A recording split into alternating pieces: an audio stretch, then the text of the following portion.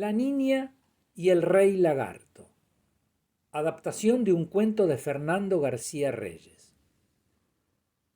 En un poblado muy lejano vivía un talabartero que era muy bueno en su oficio. Tenía una hermosa hija y una mujer que era muy atenta con él.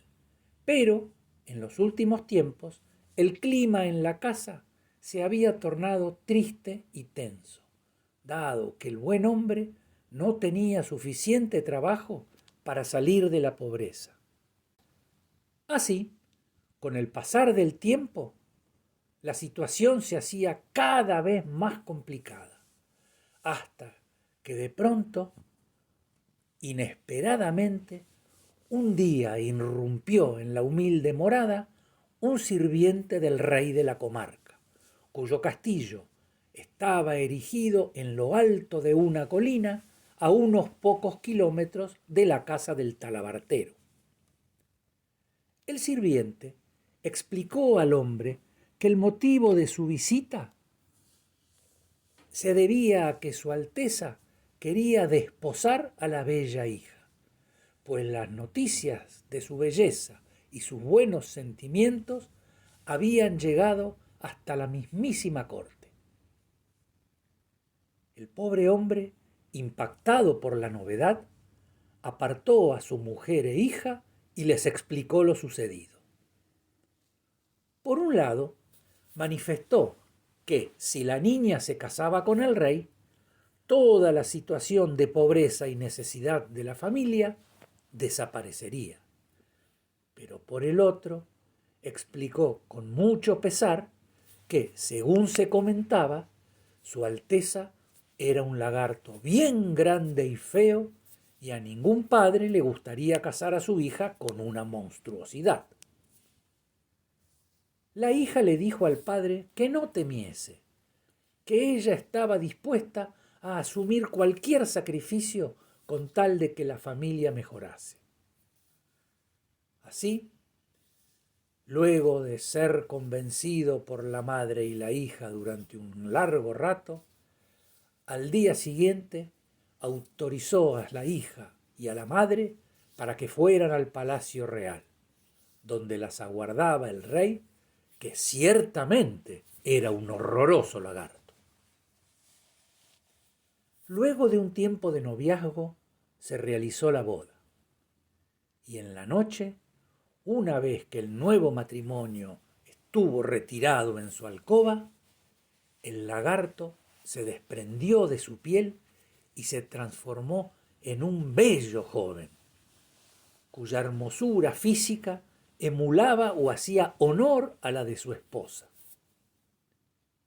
La niña estaba maravillada con su esposo, pero éste le hizo prometer que si quería seguir siendo feliz a su lado, debería guardar el secreto.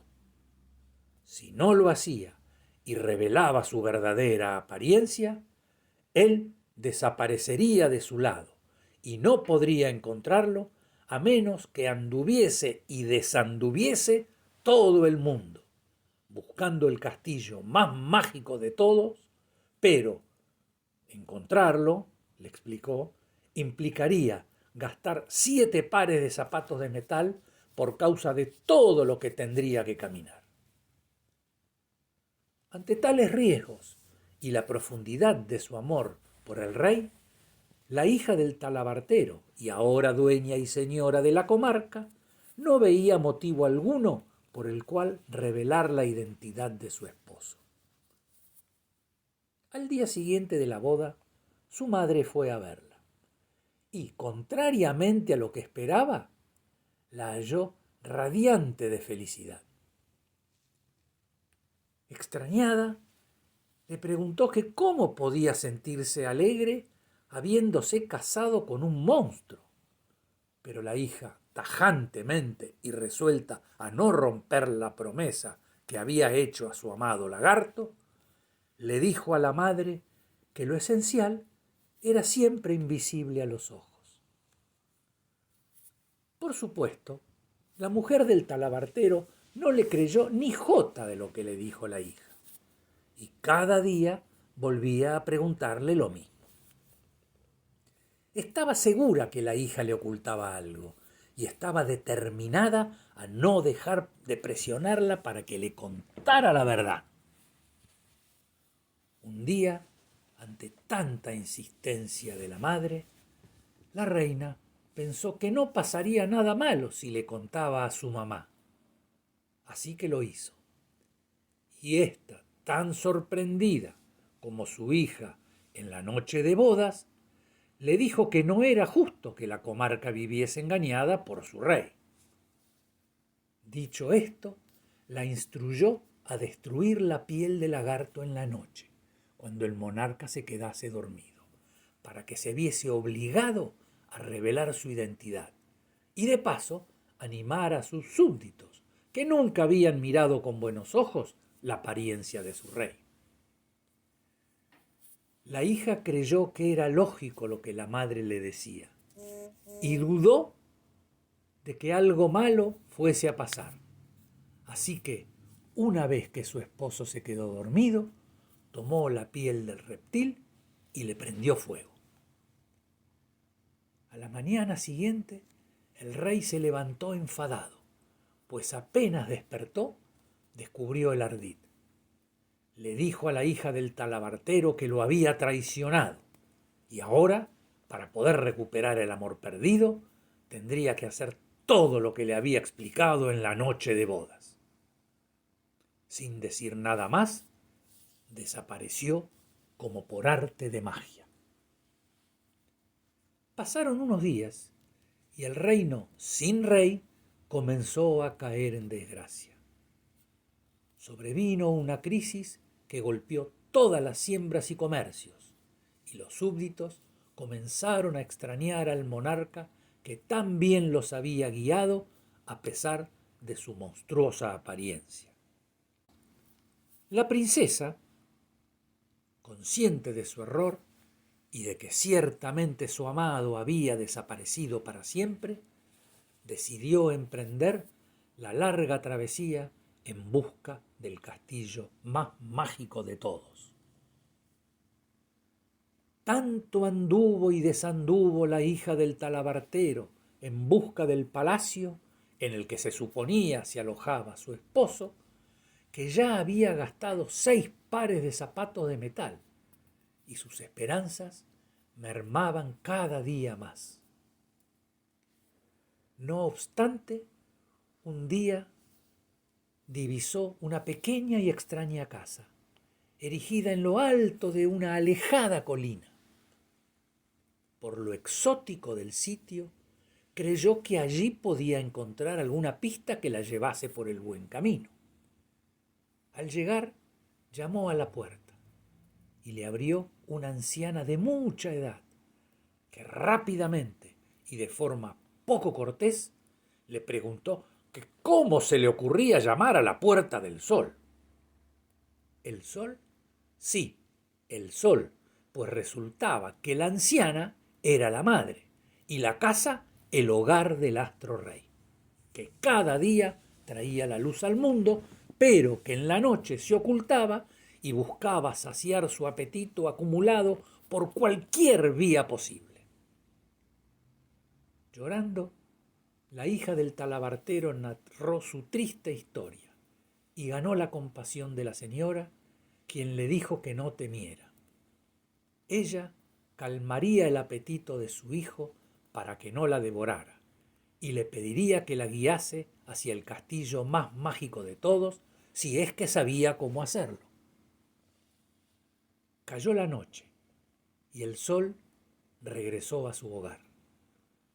Su primera intención fue devorar a la hija del talabartero, pero su madre le pidió compasión y le contó la triste historia de la niña. Solidarizado con ella, el sol explicó que no tenía idea de dónde ese castillo podía estar, pero sin embargo aseguró que hay sitios que solo se descubren en la noche a la luz de la luna y otros que están tan escondidos a los que solo el viento puede llegar. Por ello, explicó a la niña cómo llegar a la casa de sus primos, la luna y el viento, en busca de una verdadera pista. le advirtió también que la primera intención de ellos sería como la que había tenido él, es decir, devorarla, pero que si rápidamente les contaba su historia, lograría sensibilizarlos, tal y como había sucedido con él mismo. Así, la niña partió en busca de su pista. En casa de la luna no tuvo ningún indicio, pero ya, cuando estaba gastando su séptimo par de zapatos, llegó a la casa del viento. Este le dijo que conocía el intrincadísimo lugar y que la llevaría de buena gana. Tras kilómetros de viaje, acompañada por el viento, la hija del talabartero llegó por fin al castillo más mágico de todos. Allí, ciertamente, habitaba su amado, pero resulta que éste estaba a punto de contraer nuevas nupcias con una bella muchacha del lugar. Desconsolada, estuvo a punto de rendirse y reemprender su retorno. Pero una anciana que la vio llorando le preguntó qué la entristecía tanto.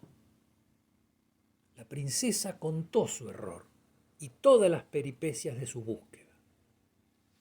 Cuánta sería su sorpresa entonces al ser informada por la anciana que su cuento podría tener un final feliz, pues el rey estaba hechizado por la bella pretendiente. Un hechizo que sólo podría romperse si éste era besado por aquella mujer a la que su corazón realmente pertenecía. Al tanto de esto, la niña se aferró con todas sus fuerzas a esa posibilidad. Esperó el día de la boda e irrumpió en la ceremonia, justo antes de que su amado diese el «sí, quiero». Ante la mirada estupefacta de todos los asistentes a la boda, corrió al altar y apartó a su querido ex lagarto de la hechicera.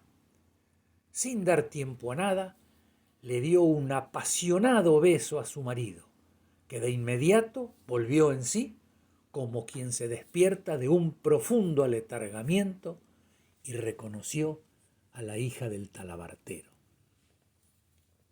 Es cierto, lo había traicionado una vez, pero comprendió que si lo había ido a buscar hasta allí era porque lo amaba como nadie en el mundo y que nunca más volvería a traicionarlo.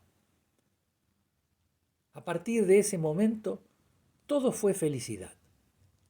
El rey mandó a apresar a la bella hechicera y disfrutó el banquete previsto para la engañosa boda con su verdadera esposa.